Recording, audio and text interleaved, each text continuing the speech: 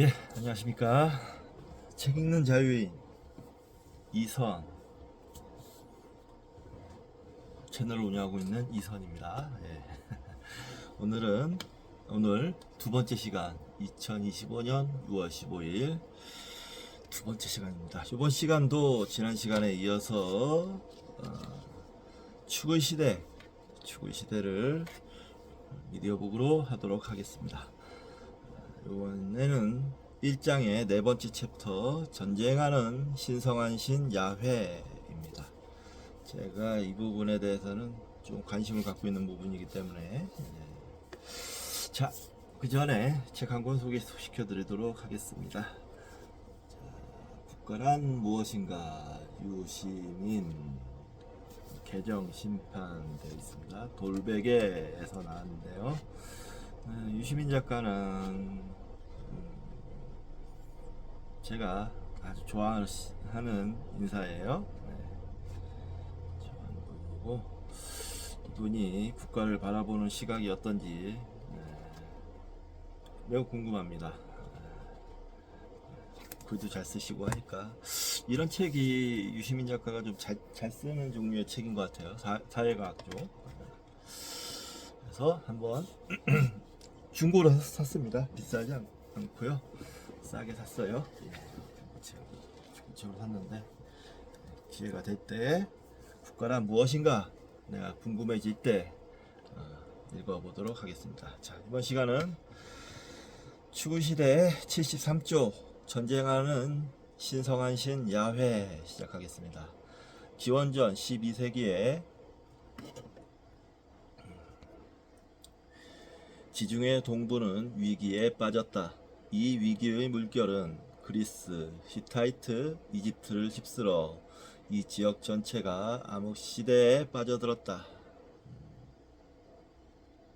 무슨 일이 있었는지는 정확히 모른다. 학자들은 이집트의 기록에 언급되는 해양 민족들의 원인이 있다고 생각했다. 크레타와 아나톨리아 출신의 뿌리 없는 어부와 농민들로 이루어진 무질서한 무리가 레반트를 휩쓸고 다니며 도시와 마을을 파괴했다는 것이다. 그러나 해양 민족들은 격변의 원인이라기보다는 증상이었던 것으로 보인다. 기후나 환경의 변화로 광범위한 가뭄과 굶주림이 지역 경제를 파괴하면서 분열에 창의적으로 대처할 유연성이 사라졌던 것인지도 모른다. 히타이트와 이집트는 수백 년 동안 근동을 자기들끼리 나누어 가졌다.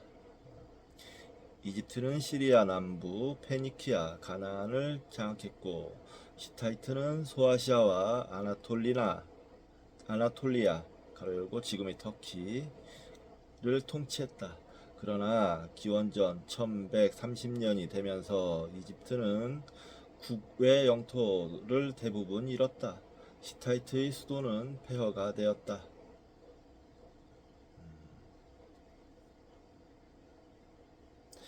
우가리트, 메기도, 하조르 등 가나안의 큰 항구들은 황폐해졌다. 그리스에서는 미케네 왕국이 해체되었다. 모든 것을 잃고 자포자기에 빠진 민족들은 일자리와 안정을 찾아 이 지역을 유랑했다. 이 위기가 전하는 무시무시한 종말의 느낌은 그것을 경험한 모두에게 지울 수 없는 인상을 남겼다. 그 뒤에 이어진 암흑시대에는 추구이 시대의 민족 가운데 둘이 나타났다. 미케네의 폐허에서는 새로운 그리스 문명이 탄생했으며 가나안의 고지대에서는 이스라엘이라고 부르는 부족 동맹체가 나타났다. 이때는 진짜로 암흑시대라 역사적 기록이 거의 남아있지 않기 때문에 이 시기의 그리스나 이스라엘에 관해서는 아는 것이 거의 없다. 그리스에 관해서는 기원전 9세기까지 믿을 만한 정보가 거의 없다시피 하며 초기 이스라엘에 관해서도 단편적이고 계략적인 정보가 몇 가지 있을 뿐이다. 가나안의 붕괴는 매우 점진적이었다.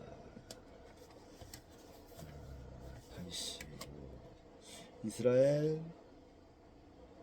핑켈스테인 and 델 아셔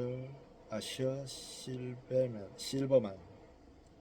이스라엘이란 책이 아닌데, 더 바이블.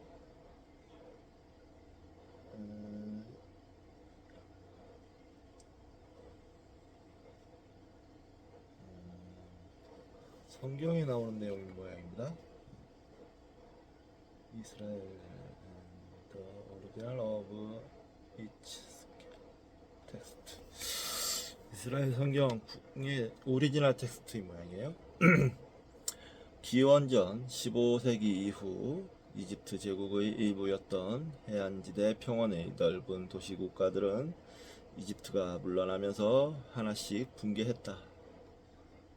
기원전 15세기 이후 이집트 제국의 일부였던 해안지대 평원의 넓은 이 과정 전체가 100년은 걸렸을 것이다. 이 경우에도 이집트가 떠나면서 왜 도시들이 무너졌는지는 모른다.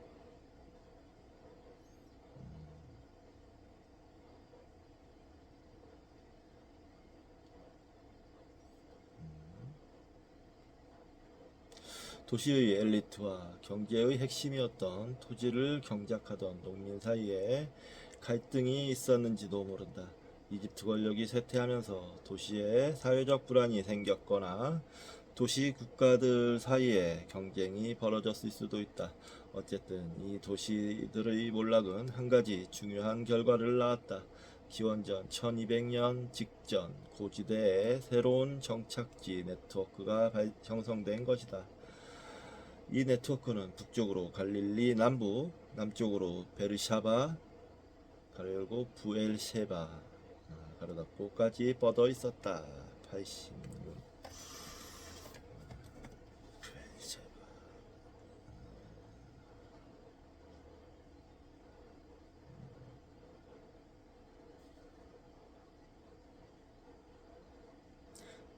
Did they know it?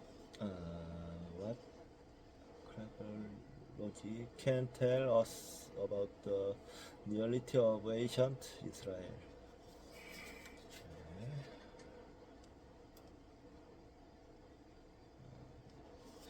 어려운 책인 것 같네요. 네, 여기 지도가 있는데요.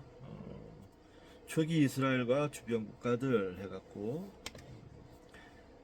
페니키아, 갈릴리, 아람, 요르단강, 갈릴리 호수, 사해, 예루살렘, 베들레헴, 팔레스타인, 유다, 이집트 이런 식으로 쭉 표시가 되어 있고요. 북서쪽으로는 이제 그리스, 미케네, 크레테 이런 식으로 정확하게 북쪽으로는 흑해 이렇게 되어 있습니다. 여기서 주 표시가 베르셰바, 부엘셰바. 참고로 가로 안에 성경에 쓰인 표기를 병기했다. 성경을 인용할 때는 공동 번역 성경의 표기를 따랐다. 이 마을들은 부엘셰바가 어딨어?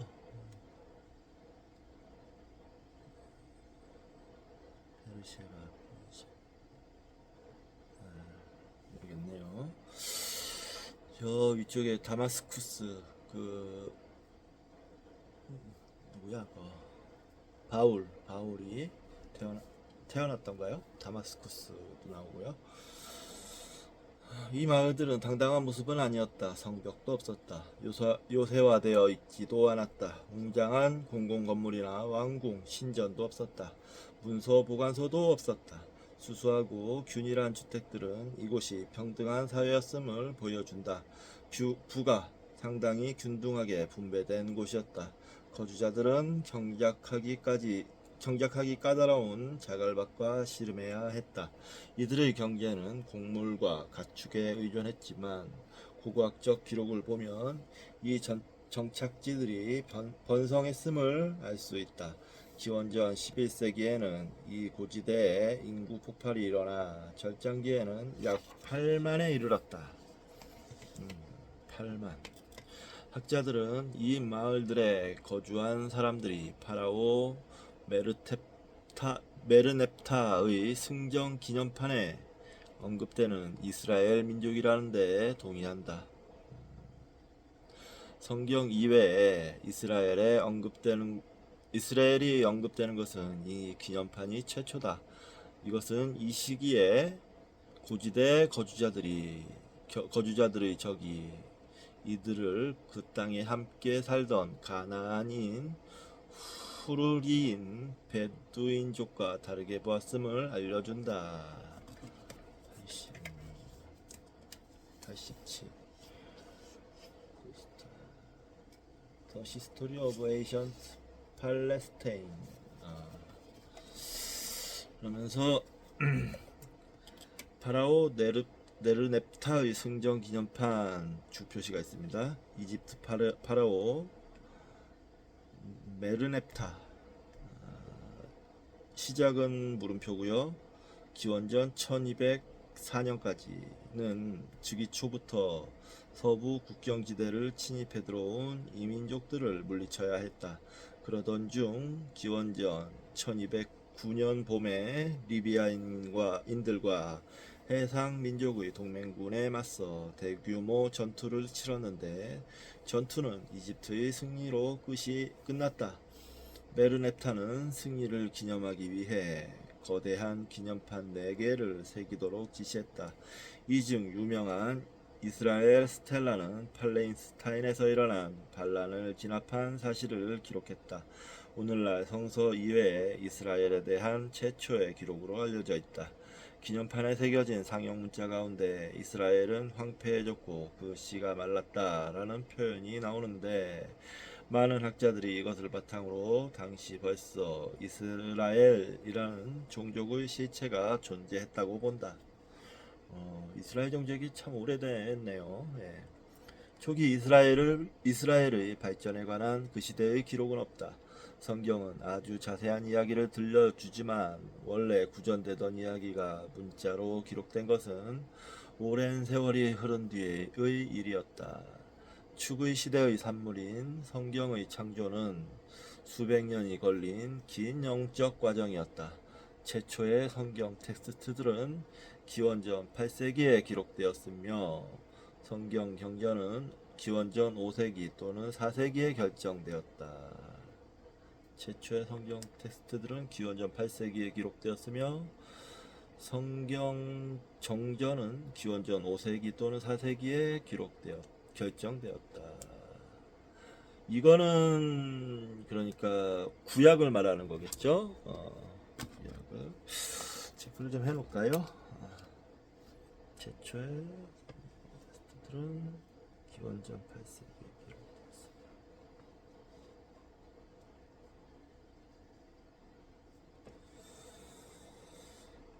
최초의 성경 텍스트들은 기원전 8세기에 기록되었으며 성경 정전은 기원전 5세기 또는 4세기에 결정되었다. 이런 상식 정도는 체크를 하고 넘어가야 될 것 같습니다. 축의 시대에 이스라엘의 역사가 시인, 연대기 기록자, 예언자, 사제, 법률가들은 자신의 역사를 깊이 명상했다. 중국인들에게 요, 순, 주공이 그랬던 것처럼 이스라엘에게도 나라의 창건자들인 아브라함, 모세, 여호수아, 다윗은 영적으로 중요했다. 이스라엘 사람들은 인도의 현자들이 희생제의 의미를 생각했던 것과 마찬가지로 집요하게 그들의 기원에 관한 이야기를 사유했다.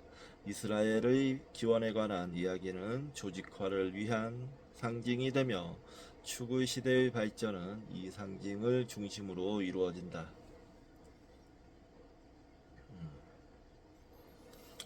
앞으로 보겠지만 이스라엘 사람들은 자신들의 전설을 발전시키고 바꾸고 꾸미고 보태고 재해석하고 시대의 특정 상황과 연결시켰다. 모든 시인, 예언자, 선각자가 이 진화하는 이야기에 새로운 층을 보태면서 의미가 더욱 확대되고 심화되었다. 지금 가뜩이나 그 중동에서 이스라엘과 이란의 전쟁이 발발하면서 세계 정세가 요동을 치고 있는데요. 위기감이 커지고 있습니다. 오늘도 보니까 뭐 공격 소식이 들렸던데, 그런 의미에서 뭐 이렇게 지금 이스라엘에 대해서 공부해 보는 것도 의미가 있다고 생각합니다. 예, 좀 알아야죠. 어떤 민족인지 알아야 되고. 근데 제가 대충 알기로는 참 굴곡진, 굴곡이 참 많은, 한이, 우리말로는 한이 많이 쌓인 민족인 건 맞아요. 예, 최근까지도 그랬잖아요. 이 이야기의 결정판은 이스라엘 민족이 가나안 원주민이 아니라고 주장한다. 그들의 조상 아브라함은 메소포타미아의 우루 출신이며 기원전 1750년경 신의 명령으로 가나안에 정착했다. 족장들은 이 고지대의 여러 지역에 살았다. 아브라함은 헤브론에 살았다. 그의 아들 이사학은 베르셰바 가로 열고 부엘셰바에 살았다. 아브라함의 손자 야곱 가로 열고 이스라엘이라고도 부른다. 가로 닫고 야곱은 세겜에 살았다. 야훼는 족장들에게 이스라엘을 강한 나라로 만들어주고 가나안 땅을 그들에게 주겠다고 약속했다. 그러나 기근이 들어 야곱 이스라엘과 그의 12아들 가로 열고 이스라엘 12지파의 장립자 가로 닫고 아들은 이집트로 이주한다. 이스라엘 12지파 12부족 주가 표시가 있습니다. 구약성서에 나오는 야곱 가로 열고 이스라엘의 자손을 말한다. 모세가 죽은 뒤 헤브라의 사람들은 여호수아를 지도자로 삼아 약속의 땅 가나안으로 들어갔다. 여호수아는 여러 차례 전투를 거쳐 가나안 전역을 점령한 뒤 땅을 12지파에게 나누어 주었다. 12지파의 이름은 야곱 가로 열고 하느님이 그의 이름을 이스라엘로 바꿨다고 함 가로 닫고 야곱의 아들들이나 손자들의 이름을 땄기 때문에 헤브라이 사람들은 이스라엘 사람들로 알려지게 되었다. 12지파 중 10지파는 팔레스타인 북쪽 지역에 정착한다. 처음에 그들은 그곳에서 번창했으나 결국 이집트인의 노예가 되었고 이스라엘 사람들은 그곳에서 400년 동안 고달픈 포로 생활을 한다. 마침내 기원전 1250년경 그들의 신 야훼는 그들을 동정하여 막강한 힘을 과시하여 모세에게 영도를 맡겨 그들을 해방한다. 이스라엘 사람들이 이집트를 탈출하자 야훼는 기적적으로 홍해의 물을 갈라 그들이 발을 적시지 않고 안전하게 바다를 건너게 해주었다. 하지만 야훼는 그 뒤를 따라 바다로 뛰어든 파라오와 이집트 군대는 이집트 군대는 물에 빠지게 했다.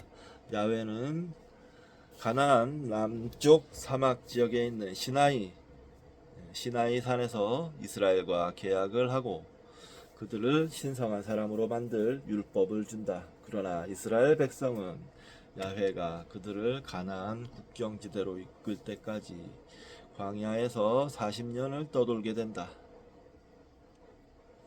모세는 약속의 땅으로 들어가기 전에 죽지만 기원전 1200년경 여호수아가 이스라엘 군대를 승리로 이끈다. 여호수아의 지도를 받은 이스라엘 백성은 가나안의 모든 도시를 파괴하고 거주자들을 죽이고 그 땅을 자기 것으로 만들었다. 이게 이제 출애굽기에 나오는 내용이죠. 구약의 출애굽기.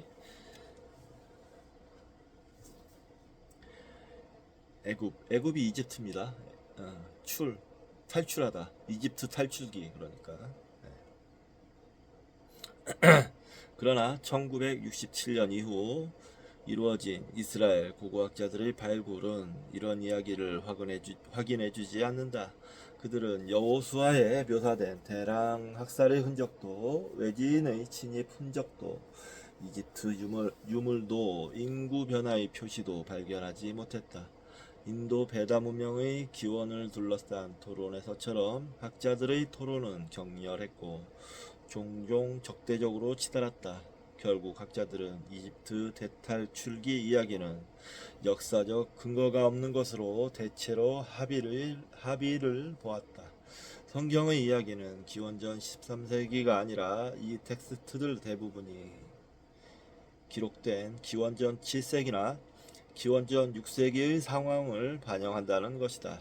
많은 학자들은 고지대에 새로운 정착지를 만든 정착민 다수가 해안의 쇠퇴하는 도시국가들에서 이주했을 것이라고 생각한다. 따라서 최초의 이스라엘인 다수는 외지인이 아니라 가나안인이었을 가능성이 높다. 성경의 가장 오래된 부분들은 야훼가 원래 남쪽 산들의 신임을 보여준다. 야훼가 원래 남쪽 산들의 신이었어요. 따라서 다른 부족들이 남쪽에서 고지대로 이주하면서 야훼를 데려왔을 가능성이 있다. 이스라엘인 가운데 일부, 특히 요셉 부족은 이집트에서 왔을지도 모른다. 해안의 도시국가들에서 이집트의 지배를 받으며 살았던 이스라엘인은 자신들이 실제로 이집트로부터 해방되었다고 느꼈을지도 모른다. 그러나 어디까지나 자기 땅에 있다가 해방된 것이다. 성경 저자들은 현대 역사가들을 만족시킬 만큼 과학적으로 정확한 이야기를 쓰는 데는 관심이 없었다. 그들은 존재의 의미를 탐색했다. 이것은 이스라엘 민족이 자기만의 정체성을 창조하도록 돕는 서사적 이야기이자 민족의 전설이었다. 88조 조지 이 맨델홀인가? 홀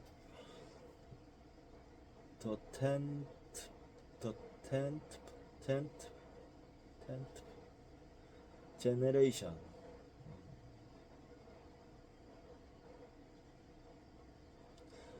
The origins of biblical tradition.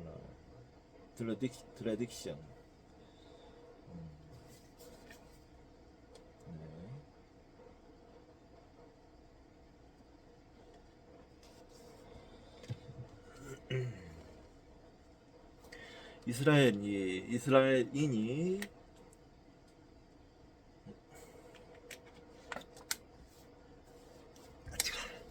아이고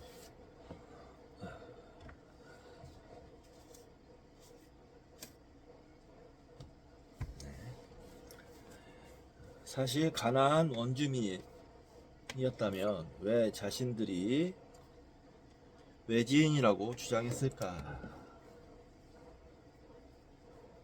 고고학자들은 고지대에서 상당한 사회 경제적 분열, 심한 인구 변화, 경쟁하는 종족 집단들이 200년에 걸쳐 펼친 사활을 건 투쟁의 증거를 발견했다.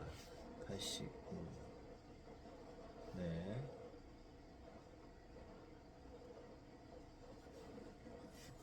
심지어 성경의 이야기도 이스라엘이 단일 조상의 후손이 아니라 다양한 많은 종족, 가로열고 기브온 사람들, 여라무의 사람들, 헤벨과 디르사 출신의 가나안 사람들 가로닫고로 이루어져 있으며 이들 모두가 이스라엘의 한 부분을 이룬다고 암시한다. 여호수아, 사무엘상, 판관기, 출애굽기 등에 나오는 모양입니다. 이 집단과 부족들은 계약에 의해 서로 묶인 것으로 보인다. 이들 모두 숙고 끝에 가나안의 오랜 도시 문화에 등을 돌리겠다는 용감한 결정을 내린 것이다. 이런 의미에서 그들은 진실로 외부인들이었으며 주변부에서 산 경험은 성경에서 이스라엘의 외부 기원설에 대한 믿음과 더불어 반가나안 논쟁에 영감을 주었을 것이다. 이스라엘은 여러 민족으로 이루어진 가족에서 신천자였으며 트라우마와 격변의 산물이었고 늘 주변으로 밀려날 위협에 시달렸다. 이스라엘인은 이에 반발하는 정체성과 서사를 발전시켜 나갔다. 그들은 자신들의 신 야훼와 독특한 관계를 누리기 때문에 그 지역의 다른 민족들과 다르다는 것이었다.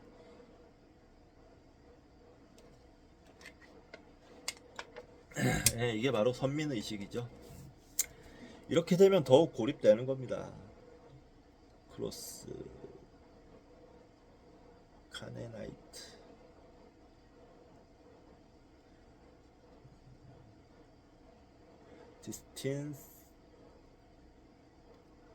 디스틴스티브니스 인 에이션트 이스라엘. 이렇게 되면 고립되는 거예요. 부족의 에토스는 구성원들에게 친족의 죽음에 복수할 것을 요구했다. 친족은 하나의 몸이었다. 부족민은 단일한 삶을 공유했다.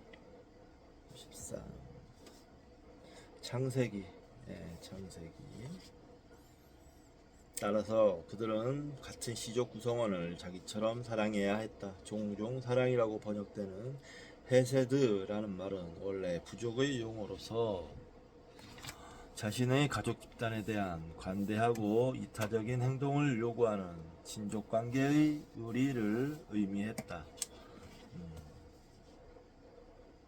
프랭크 무어 크로스 from Egypt Epic to Canon History and Literature in Ancient Israel. 혈연 관계가 아닌 사람들도 혼인이나 계약으로 부족에 통합될 수 있었으며 부족의 일원이 된 이들은 형제의 지위를 얻었다. 부족민은 이 세 구성원들을 자기 자신처럼 사랑해야 했다.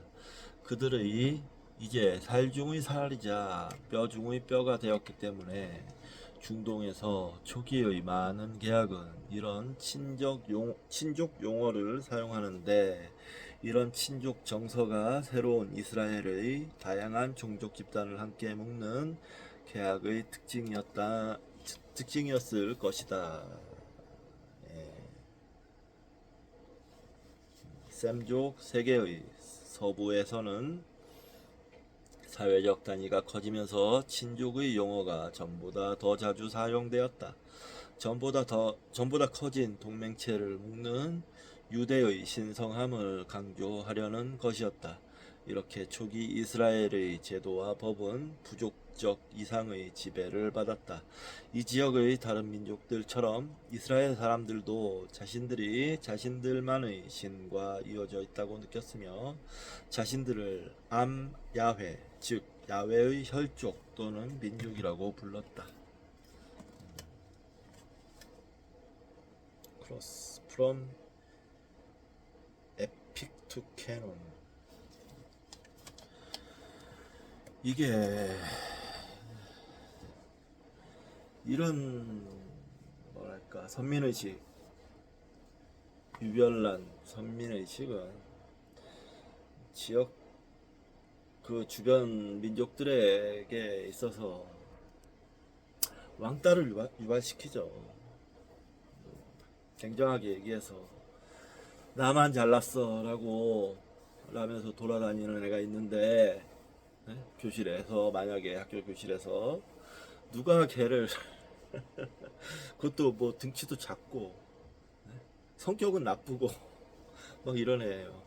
근데 나만 잘났대, 나만 선택받았어 신에게서, 너희들은 다 내 아래야 이러고 돌아다니면 그 학급에서 걔는 당연히 딸을 당하죠. 왕따를 당하죠 당연히. 똑같은 겁니다.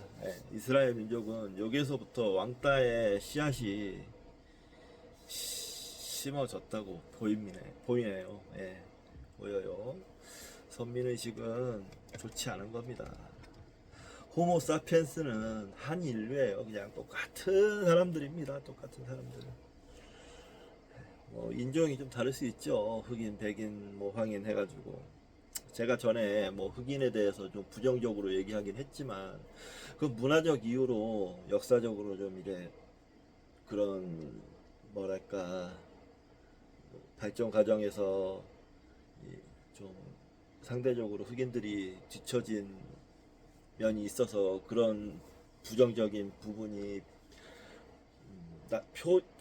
표출되고 있는 것에 대한 불만인 것이지 인간 자체에 대해서는 구별이 없습니다. 우리는 호모 사피엔스예요. 그냥 호모 사피엔스.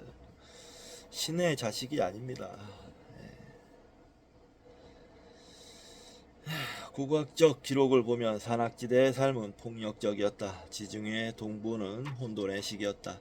초기의 정착자들은 자신들이 식민지로 만들려는 땅을 차지하려고 싸워야 했을 것이다. 성경에는 요르단, 가로 열고 요단, 강변에서 거둔 위대한 승리의 기억이 보존되어 있다. 남쪽으로부터 이주하여 모압의 영토를 통과하던 부족들은 그들이 강을 건너는 것을 저지하려던 현지의 집단과 싸워야 했을 것이다. 정착민들은 일단 한 마을에 자리를 잡으면 이웃들과 공존하려고 노력하면서 또 한편으로는 갓 태어난 사회의 안전을 위협하는 사람들에 대항하여 단결해야 했다. 고고학자들은 판관귀와 사무엘상에 묘사된 주기적인 전쟁이 기원전 11세기와 10세기의 상황을 정확히 묘사한 것이라고 보고 있다. 이스라엘은 기원전 1200년경, 그러니까 고지대에 천마을이 세워지던 시기에 가나안 남부 해안에 정착한 팔레스타인인 블레셋인 같은 집단들과 경쟁해야 했다. 부족의 지도자 소페트, 판관이란 뜻인가봐요. 가로 닫고. 소페트는 자신의 시족이 공격을 받으면 이웃한 정착지의 지원을 끌어낼 수 있어야 했다. 헬렘 가로 성전, 성스러운 성의 전쟁 전자입니다. 싸울전 맞나? 네. 성전이라는 제도는 헬렘이라는 제도는 이스라엘 사회에서 핵심이었다. 판관은 자기 부족이 공격을 받으면 다른 시족들을 불러 야훼의 의용군을 조직했다.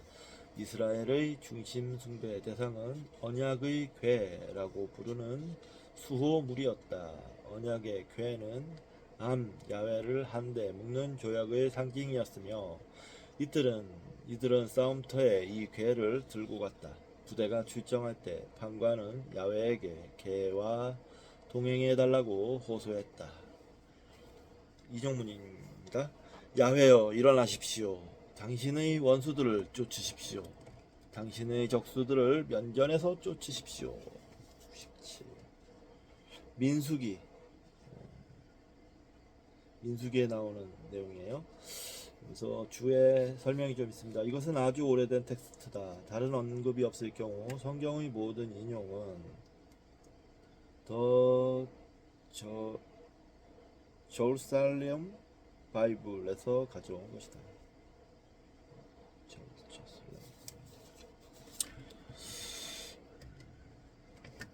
싸우면서 신을 모시고 다녔군요. 포위를 당한 상태에서 늘 적의 공격에 대비하여 전쟁을 준비하며 살게 된 사람들은 전투적 믿음을 발전시켰다.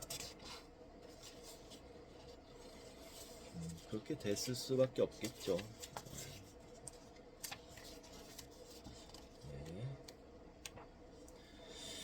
이스라엘 민족은 스스로 이웃과 매우 다르다고 느꼈지만 성경 기록을 보면 기원전 6세기까지 이스라엘의 종교가 사실상 이 지역의 다른 민족들이 섬기는 종교와 별로 다르지 않았음을 알 수 있다. 아브라함, 이삭, 야곱은 즉 가나안의 최고신을 섬겼으며 뒷세대들은 엘 신앙을 야훼 신앙과 합쳤다. 그래서 이것도 막 나중에 난리가 나요.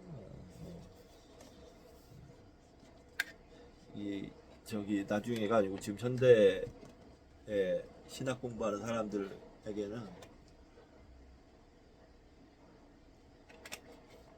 아니 야훼가 유일신이라면서 또 다른 신이 있지 않냐고, 심지어는 다른 신과 합해지지 않았냐고 막 비판하고 그렇습니다. 지금 모순이 그러니까 이런 데서 생기는 거죠. 그 성경의 모순이. 네. 그러나 이스라엘 사람들은 애를 결코 잊지 않았다. 오랫동안 야훼의 신전은 가나안의 엘이 성 엘이 신들의 성스러운 집회를 관장하던 신전과 마찬가지로 장막이었다. 가나안에서 엘은 결국 최고신 대부분과 같은 운명을 맞아 기원전 14세기에 엘 숭배는 시들해지기 시작했다. 최고신 대부분은 이제 시들해진다는 거죠. 그러니까 중국에서도 그랬고 저기 인도에서도 그랬고 여기서도 마찬가지고 그리스에서도 마찬가지입니다. 나중에 다신교가 되잖아요. 네. 대신 사람들은 역동적인 폭풍의 신이자 신성한 전사인 바알을 섬기기 시작했다. 이 바알 요게 나중에 이제 문제가 많이 됩니다. 바알은 전차를 타고 하늘의 구름 위를 돌아다녔으며 다른 신들과 싸움을 했고 생명을 주는 비를 내렸다. 초기에 야훼 숭배는 바알 숭배와 아주 흡사했다. 심지어 바알 창가 가운데 일부가 예루살렘의 야훼 성전에서 개작되어 쓰이기도 했다. 중동의 종교는 경쟁적인 면이 아주 강해 신들 사이의 전쟁, 육박전, 살벌한 전투 이야기가 중심이 되었다. 바빌로니아에서 전쟁의 신 마르투크는 최초의 바다의 화신 티아마트를 죽여 그 죽음을 거대한 조개처럼 둘로 갈라 하늘과 땅을 창조했다. 매년 에사길라 신전의 새해를 맞는 행사에서는 또 한 해를 유지하기 위해 이 전투를 재현했다. 시리아에서는 바알이 머리가 7달린 바다의 용 로탄과 싸웠다. 로탄은 성경에서는 레비아단 가로 열고 리워야단이라고 부른다. 바알은 또 혼돈의 상징인 태초의 바다 얌과도 싸웠고 가뭄, 죽음, 불임의 신 모투와도 싸웠다. 바알은 자신의 승리를 기념하려고 자신의 신성한 산인 사탄산에 궁을 지었다. 기원전 6세기까지 이스라엘 사람들도 야훼가 세상을 창조하고 자신의 백성을 구하기 위해 레비아단 같은 바다의 용들과 싸웠다고 상상했다. 시편, 이사야, 욥, 이사야 뭐 이쪽 이런 그 부분에서 나오는 모양입니다. 구약의 이 당연한 것이 그 동네에서 이제 돌아다니는 이야기가 여기도 쓰이고 저기도 쓰이고 막 합쳐지고 뭐 이러는 거죠. 뭐 그냥 자기네들 민족의 아주 유일한 독창적인 이야기 택도 없는 얘기죠. 북부 시리아 지중해 연안에 있는 거대한 도시 우가리트의 창가들은 신성한 전사 바알이 다가오자 우주 전체가 진동했다고 말한다. 바알이 신성한 자들로 이루어진 수행원들과 함께 벼락을 휘두르며 적에게 다가가자.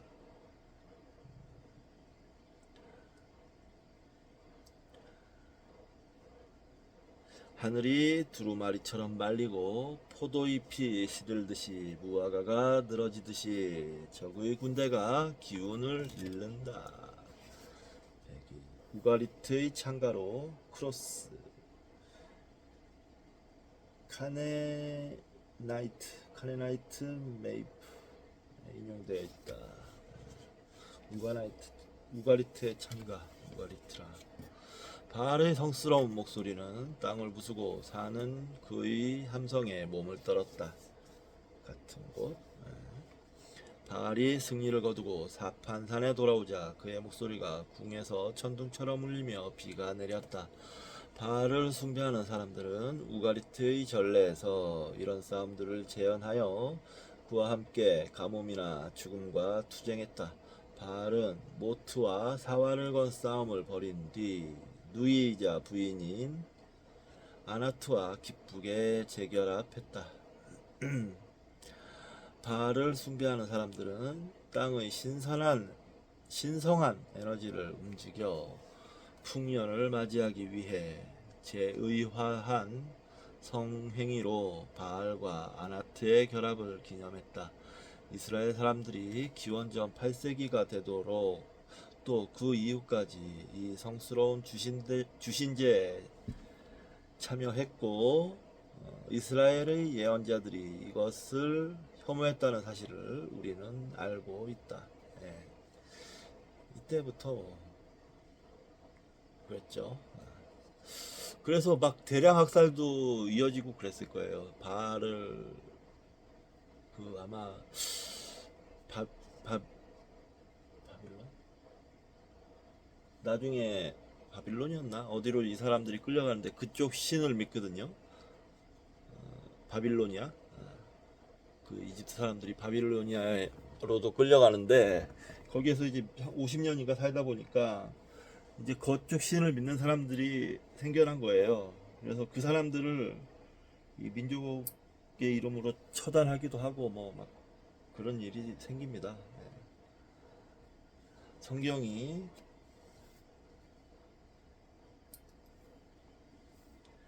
아주 오래된 텍스트 가로 열고 기원전 10세기 무렵에 별도로 기록된 뒤 나중에 이야기 속에 삽입된 시들 가로 닫고에서는 성경의 아주 오래된 텍스트에서는 야훼도 바알처럼 신성한 전사로 등장한다.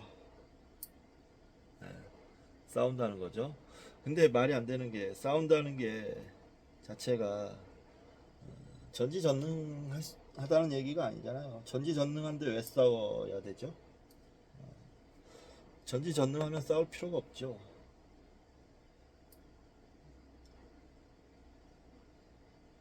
모순의 연속이죠.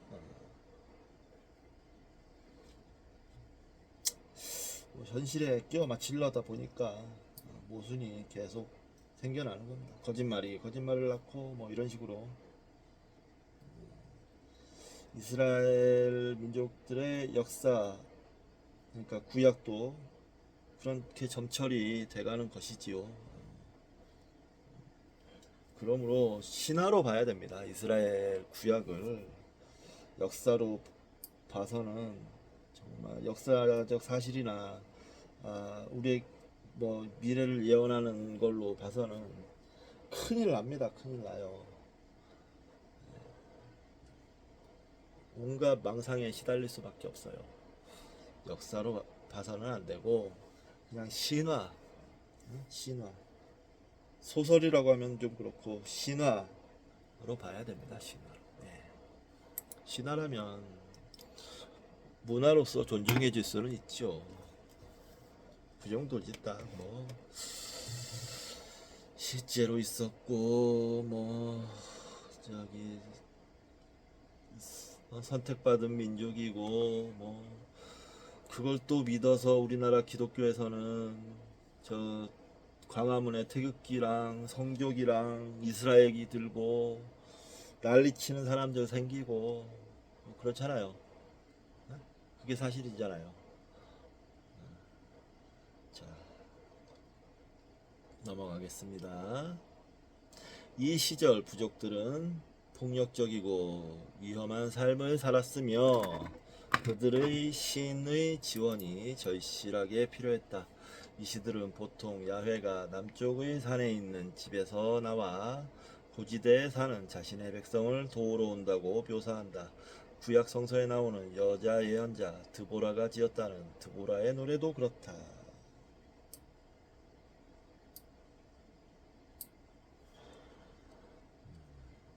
아이 맨 싸움만 하니까 신이 자꾸 필요하고 뭐 이렇게 되는 거지. 싸움도 자기네들이 잘났다 이래가지고 싸우게 되는 거니.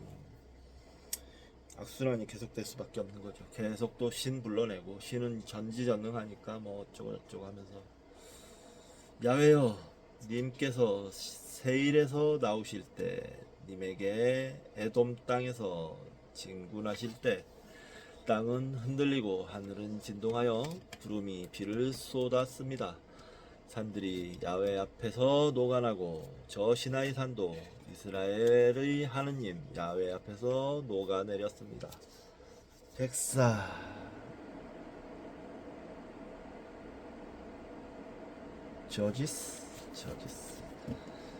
저지스라는 구약이 있나 보죠.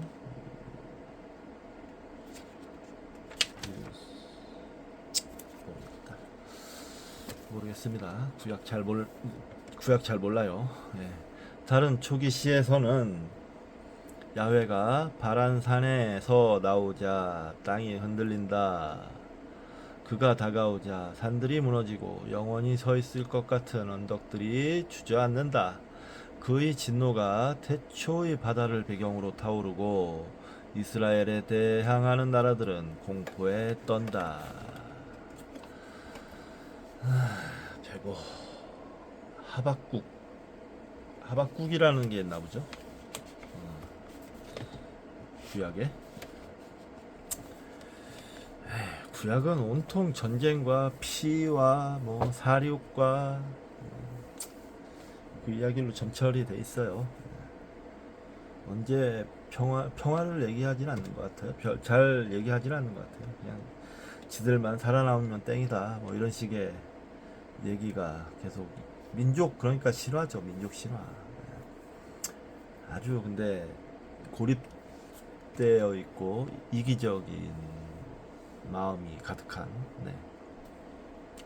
초기 이스라엘에는 중앙 성소가 없었고 대신 세겜, 길갈, 실로, 베델, 시나이, 헤브론 등지에 많은 신전이 있었다. 후기 성경 이야기에 삽입된 텍스트들을 보면 언약의 궤는 한 성소에서 다른 성소로 들고 다녔으며 이스라엘 사람들은 현지의 성전에 모여 야훼가 함께 하시는 가운데 조약을 갱신했다. 성전들은 종종 과거 이스라엘의 위대한 인물들과 연결되었다. 아브라함은 헤브론 근처 남부 부족들의 지역적 영웅이었다. 야곱의 성소는 베델에 있었다. 야곱이 총애하던 아들로 꼽히는 요셉은 북쪽 산악지대 부족들이 숭배했다. 모세도 북부, 특히 실로에서 아주 인기가 높았다. 106. 데이비드 S. 스펄링 더 오리지널 토라인 모양이죠. 오리지널 토랍이라고 되어 있네요. 언약 축제 기간에 시인, 사제, 판관들은 이런 위대한 사람들의 이야기를 했다.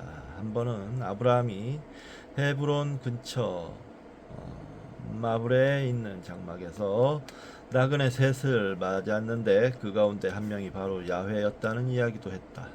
이거 유명한 얘기죠.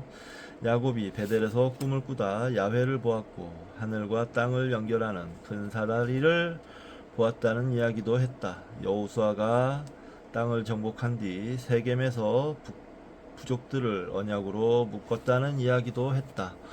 각 성소마다 나름의 전설이 있었을 것이며 이것은 세대에서 세대로 구전되면서 엄숙한 행사 때마다 암송되어 부족들에게 친족 의무를 상기시켰을 것이다.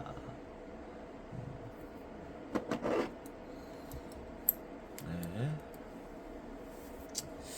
뭐 이런 이야기 문화로 단합된 능력은 대단히 강력했겠죠. 하나의 서사를 갖고 우리는 운명 공동체다 이러면서 그런 건 이제 우리나라에서도 좀 이용하고 하는 부분인데 그게 타인 즉 다른 사람들에 대한 증오심으로 발전해서는 안 됩니다. 그냥 문화적인 요소로 우리가 이런 이 땅에서 계속 살았으니까 이런 문화적 요소가 있어 이 정도로 끝내야지. 뭐 우리는 선택받았어. 이렇게 되면 골치 아파지는 거예요. 이스라엘 사람들은 행사에서 이런 위대한 행동을 재현했을 것이다. 예를 들어 어떤 학자는 여호수아의 부족들이 성공적으로 요르단강을 건넌 일을 기념하는 길갈의 봄 축제에 관한 기록이 담겨 있다고 생각한다. 7. 조슈아.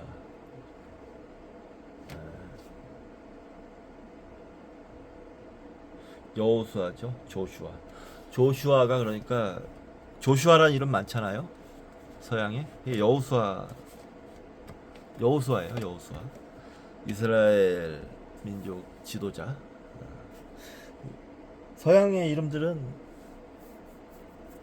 이 성경에 나오는 인물들이 많습니다. 살펴보면 성경 저자는 재의 이야기를 중단하고 봄의 추수절이라 두 개까지 물이 넘쳐 흘렀다고 설명한다. 아마 위대한 기적을 기념하는 축제를 위해 물을 특별히 뚝으로 막아두었던 것 같다. 그 기적을 전하는 이야기에 따르면 여호수아는 사람들을 물이 넘치는 가장자리로 데려가 가만히 서서 무슨 일이 일어나는지 지켜보라고 말했다. 언약의 궤를 옮기는 사제들의 발이 물에 닿자 물이 기적적으로 갈라져 모든 사람이 맨 땅을 딛고 안전하게 강을 건너 길갈에서 약속된 땅 가나안으로 들어간다. 그 지역 사람들 가로 열고 요르단강 건너 서편 지역에 있는 아모리의 모든 왕과 해양 지역에 있는 가나안의 모든 왕 가로 닫고 그 지역 사람들이 그 일을 전해 듣고 모두 넋을 잃었다. 매년 강 건너기 봄 축제 가로 열고 페샤크 6월절 가로 닫고 때마다 6월절이 이런 거군요. 6월절이 그러니까 그 모세의 기적을 기념하는 거군요. 부족들은 이 위대한 순간을 의식으로 재현했다. 그들은 요르단강 동쪽 제방에 모여 정화의식을 거행한 뒤 뚝으로 막은 물을 건너 서쪽 제방으로 가서 길갈의 신전으로 들어갔다.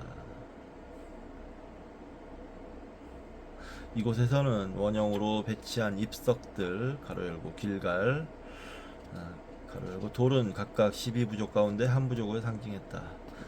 입석들이 이 행사를 기념했다. 이스라엘 사람들은 이곳에서 야영을 하며 언약을 갱신하고 승리를 거두어 이 땅에 들어온 뒤 처음으로 그 땅의 소출을 먹었던 선조들을 기억하며 누룩을 넣지 않는 빵 마조트와 볶은 곡식을 먹었다.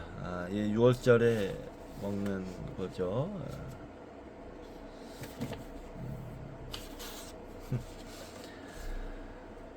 마지막으로 이스라엘 군대가 길갈에서 출발한 뒤 여호수아가 경험했던 환상의 재현이 있었을 것이다. 여기서는 이제 인용 부분입니다. 여호수아가 예리고 지방에 가까이 이르렀을 때의 일이다. 여리고를 얘기하는 건가 봐요. 그가 고개를 들고 보니 자기 앞에 누가 칼을 뽑아 들고 서 있는 것이었다. 여호수아는 그에게 다가가서 물었다. 너는 우리 편이냐? 우리 원수의 편이냐? 그가 대답하였다. 아니다. 나는 야훼 군대의 총사령관으로 이제 온 것이다. 이 대답을 듣고 여호수아는 엎드려 얼굴을 땅에 대고 절하며 물었다. 내 주여, 당신의 종에게 무슨 말씀을 하시렵니까? 야훼의 군대 총사령관이 지시하였다.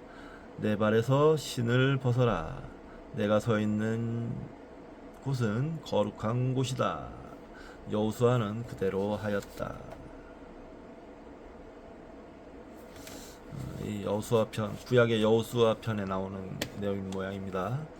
6월절 축제는 여리고 공격에서 시작된 약속의 땅을 차지하기 위한 성전을 준비하는 행사였다. 예리코의 성벽은 기적적으로 허물어지고 이스라엘 사람들은 성 안으로 쏟아져 들어갔다. 남녀노소 가리지 않고 소건 양이건 낙이건 모조리 칼로 쳐 없애버렸다.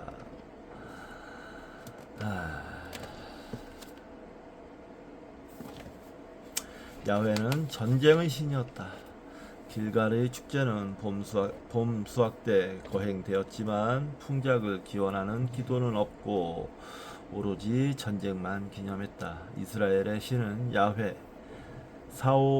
사바오트, 즉 군대의 신이라고 불렀다. 그는 천군과 함께 다녔으며 그의 휘하에 있는 대장이 이스라엘 사람들을 전투로 이끌었다. 전쟁은 성화된 활동이었다. 사람들은 전쟁 전에 몸을 정화하는 종교의식을 거행했으며 여호수아가 환상을 보았던 전장은 신성한 곳이었다. 중동의 많은 민족이 우주의 전쟁을 제언했지만 이스라엘은 다른 일을 시작했다. 그들은 신화에 등장하는 태초의 세계에서 신성한 시간에 얻은 승리를 기념한 것이 아니라 멀지 않은 과거에 인간의 시간에 거둔 가로 열고 그들은 그렇게 밀었다. 승리를 기념했던 것이다. 이렇게 신화에서 역사로 이동하는 양상은 성경의 가장 오래된 시들 가운데 한편에서 분명하게 나타난다.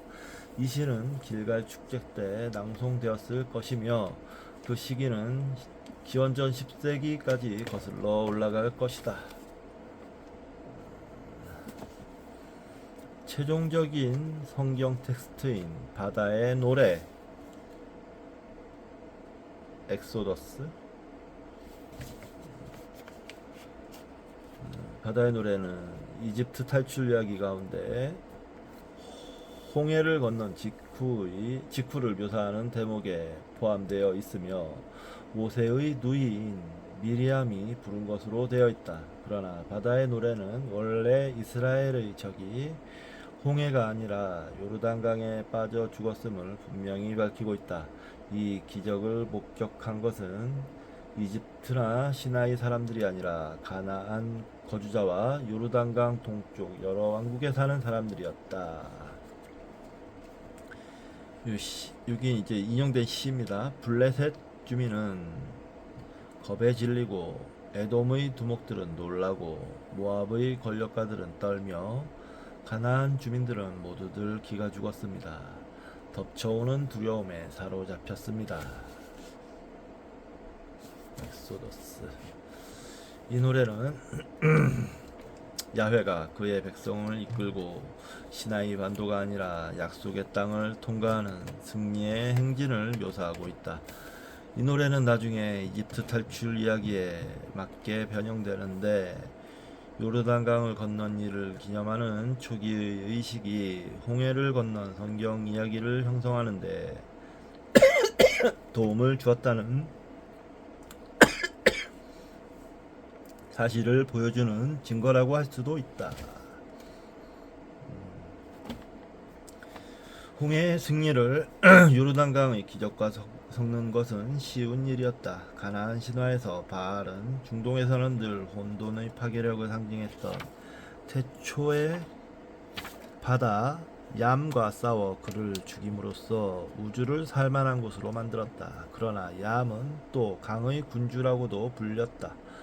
바다와 강은 서로 바꿔 쓸 수 있었던 것이다. 바다의 노래에는 바알 숭배의 신화의 영향이 강하게 드러난다. 바알과 마찬가지로 야훼는 신성한 전사로 찬사를 받는다.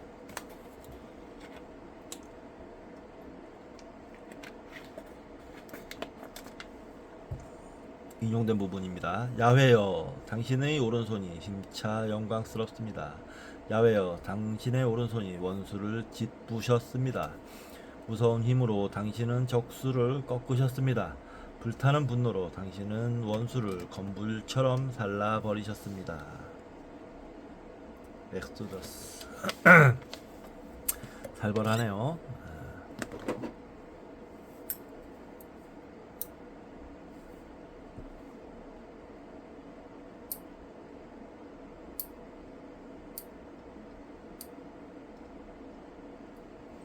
신화가 너무 살벌해요. 너무 호전적이에요, 신화가.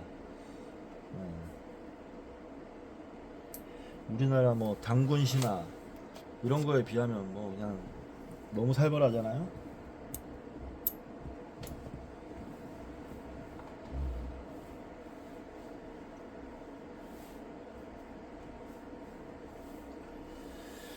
그 대대로 이스라엘 민족이 전투 민족이라고 알려져 있는 데는 다 이유가 있는 것 같습니다.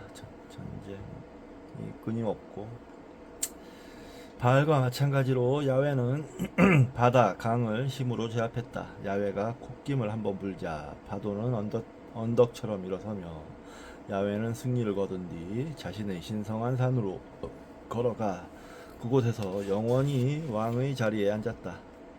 바알이 얌에게 승리를 거둔 뒤 사판산에서 왕위에 오른 것과 마찬가지다. 그러나 눈에 띄는 차이가 있다. 바알이 걸어갈 때는 산, 숲, 사막이 진동을 했다. 그러나 바다의 노래를 보면 야훼가 지나갈 때 공포에 몸이 마비된 것은 현지 사람들이었다. 고대 신화의 배경이 되어 이스라엘의 역사적 전투에 초월적 의미를 부여하는 셈이다.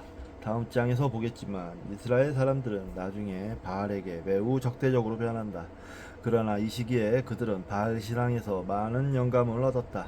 이스라엘 사람들은 아직 일신교도가 아니었다. 야훼는 특별한 신이었지만 그들은 다른 신들의 존재도 인정하고 그들을 섬겼다. 야훼가 유일신이 되는 것은 기원전 6세기 말이다.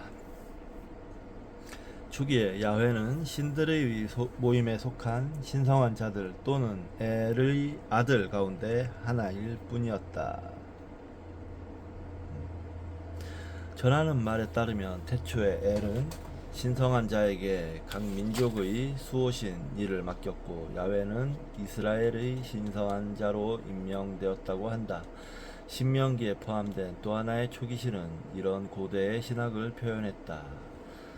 지존이신 이께서 만방의 땅을 나누어 주시고 인류를 갈라 흩으실 때 신의 아들들의 수요만큼 경계를 그으시고 민족을 내셨지만 야곱이 야훼의 몫이 되고 이스라엘은 그가 차지한 유산이 되었다.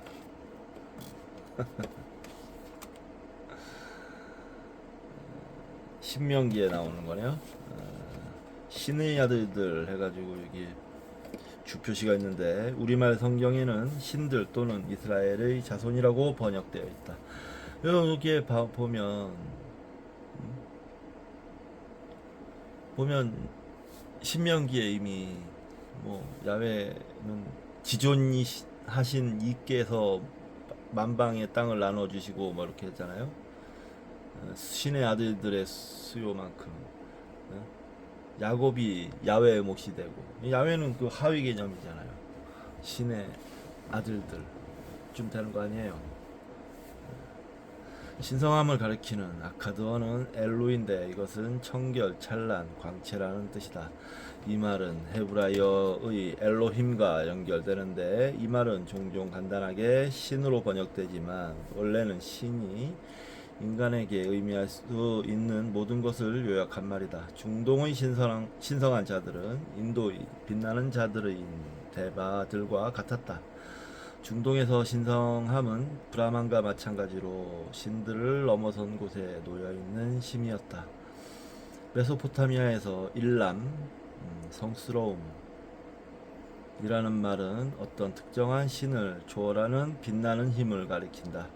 이것은 근원적 실제로서 어떤 단일하거나 독특한 구체적 형태와 연결될 수 없었다. 신들은 일람의 근원이 아니라 인간, 산, 나무, 별과 마찬가지로 이 신성에 참여하는 존재들이었다.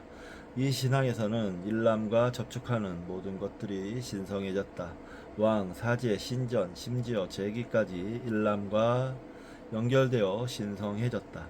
초기 이스라엘 사람들이라면 신성함을 하나의 신적인 존재에만 한정짓는 것을 의아하게 여겼을 것이다.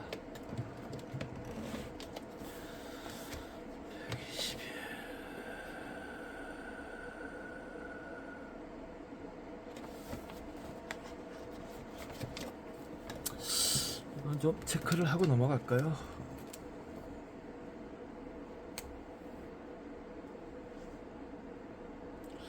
야훼가 유일신이 되는 것은 기원전 6세기 말이다. 초기에 야훼는 신들의 모임에 속한 신성한 자들 또는 엘의 아들 가운데 하나일 뿐이었다.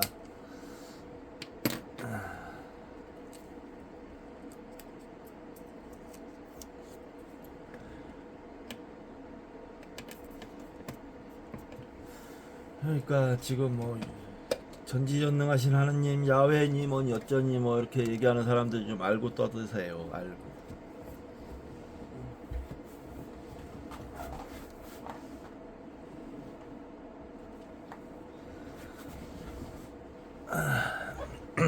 사실관계를 확실히 하고 떠드세요.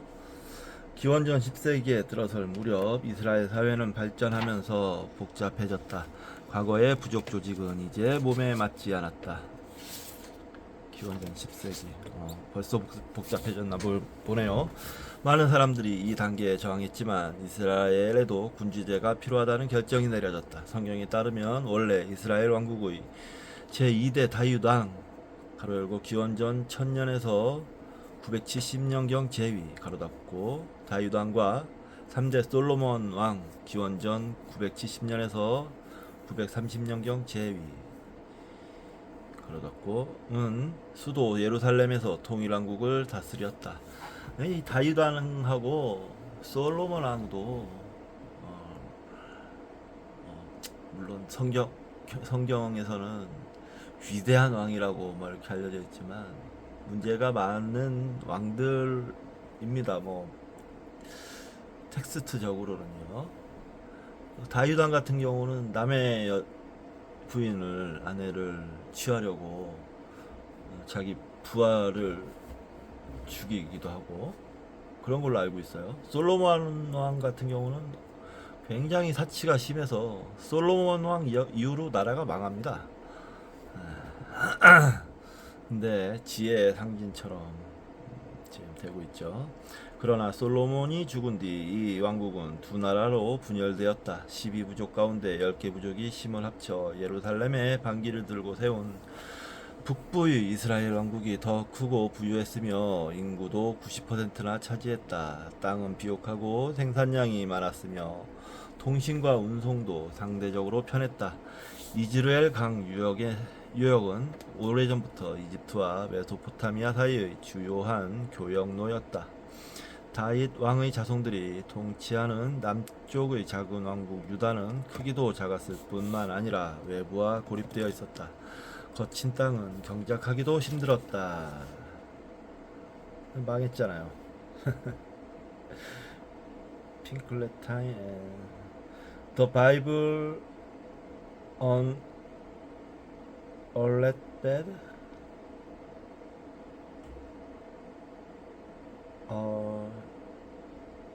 Unolved? 모르겠다. Unolved? What did the biblical writers know? 그러나 우리는 유다의 종교에 관해서 더 많이 알고 있다. 성경 저자들이 이 남쪽 왕국을 좋아했기 때문이다. 이곳은 전형적인 가나안의 군주제였다. 이곳 종교의 중심에는 다윗 왕 개인이 자리를 잡고 있었다. 다윗 왕은 이 종교에서 야훼와 특별한 관계를 맺고 있었기 때문에 이 신성한 전사이자 신성한 존재를 지상에서 대변하는 인물이었다. 다윗은 대관식에서 신성한 자들 가운데 하나가 되었다. 신의 아들이 된 것이다. 야훼는 다윗을 양자로 삼으며 이렇게 선포했다. 너는 내 아들, 나 오늘 너를 낳았노라. 너는 내 아들, 나 오늘 너를 낳았노라. 이 구약에 있는 내용인가봐요. 그러면 다윗은 예수님의 형이네요. 형. 예수도 하나님의 아들이니까 형이네요. 근데 그러면 예수리가 외아들, 유일한 아들이라는데 다윗은 그럼 어떻게 되는 거야?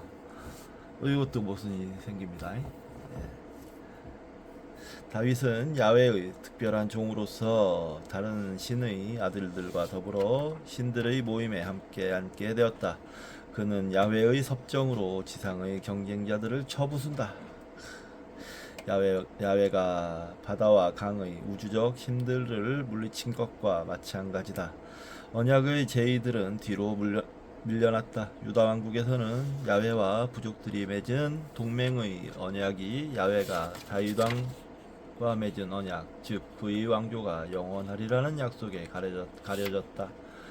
과거의 언약 축제들은 이스라엘의 역사에 초점을 맞추었지만 왕숭배는 고대의 신화로 돌아갔다. 기원전 10세기 신전의 노래들은 야훼가 바알처럼 바다를 건너며 예루살렘을 도우러 급히 올 때 그의 천둥과 번개가 세상 위에서 번쩍인다고 묘사한다.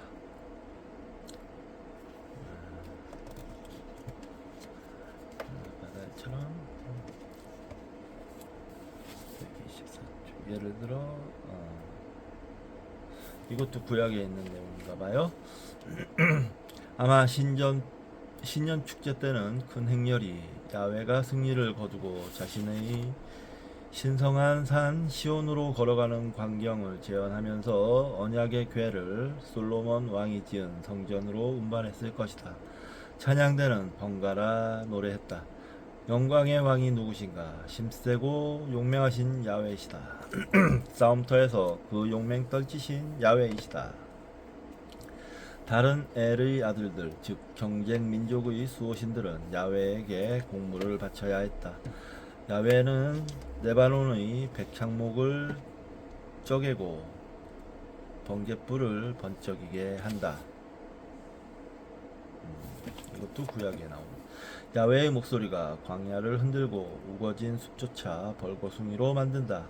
야훼 거센 물결 위에 옥자를 잡으시고 영원히 왕위를 차지하셨다. 이것도 구약에 나오는 모양입니다. 야훼는 여전히 전사신이었지만 이스라엘에서 섬기는 유일신은 아니었다. 다른 신과 여신들은 그보다 부드러웠다. 그들은 조화와 일치를 상징했으며 땅을 비옥하게 만들었다. 심지어 사나운 바알마저 모투를 물리치고 아나트와 재결합하자 자신의 승리로 하늘과 아주 깊은 땅 사이의 심오한 일추가 이루어지기 시작했다고 선언했다. 나무의 한마디, 돌의 한 번의 속삭임, 하늘과 땅의 대화, 깊음과 별들의 대화. 이스라엘 사람들은 신성한 전사의 지원이 필요했고 야훼를 자랑스러워했지만 다수는 다른 형태의 신성함도 원했다. 이는 결국 야훼만을 섬기고 싶어하는 소수의 갈등을 일으키게 된다. 아까 전에 나무의 한마디, 돌의 한 번의 속삭임, 하늘과 땅의 대화, 깊음과 별들의 대화. 이것은 이제 우가리트의 창가, Early Story of God, 스미스에 인용되어 있다. 우가리트의 창가, Early Story of God, 신의 초기 역사. 신의 초기 역사. 추구 시대는 아직 시작되지 않았다. 이 모든 전통의 특징은 높은 수준의 불안이었다. 가축 약탈자들의 폭력으로 인해 초원지대의 삶이 변하기 전 아리아인의 종교는 평화롭고 너그러웠다. 그러나 그 유례없는 호전성이 던진 충격 때문에 조로아스터는 양극화된 경쟁적 전망을 키워나갈 수밖에 없었다.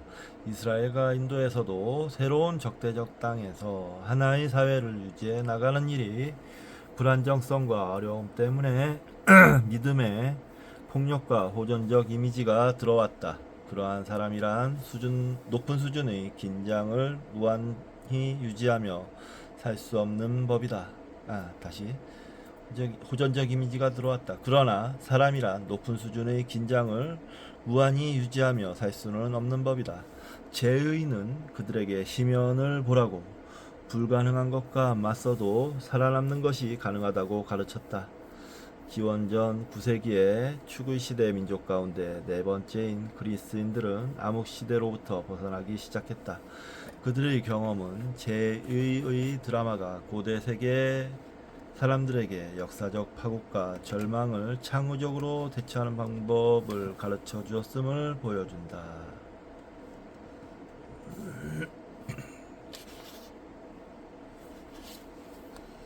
예, 여기까지 1장이 끝났습니다. 재밌네요. 예. 1장 아주 초기에 어떤 여명이 이렇게 피어오르는 그런 느낌을 주는 대단한 장이었습니다. 예.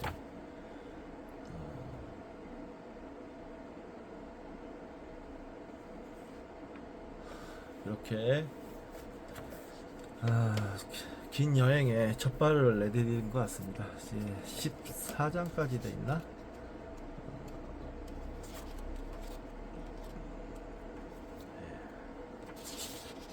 아니네요. 10장까지 돼 있는데요. 이제 10분의 1. 네, 앞으로도 기대가 참 많이 됩니다. 아주 지금 첫 장을 읽었을 뿐인데 정말 많이 배운 것 같아요. 많이 공부한 것 같고 앞으로도 기대가 많이 됩니다. 시간 짬짬이 날 때마다 꾸준히 열심히 읽도록 하겠습니다.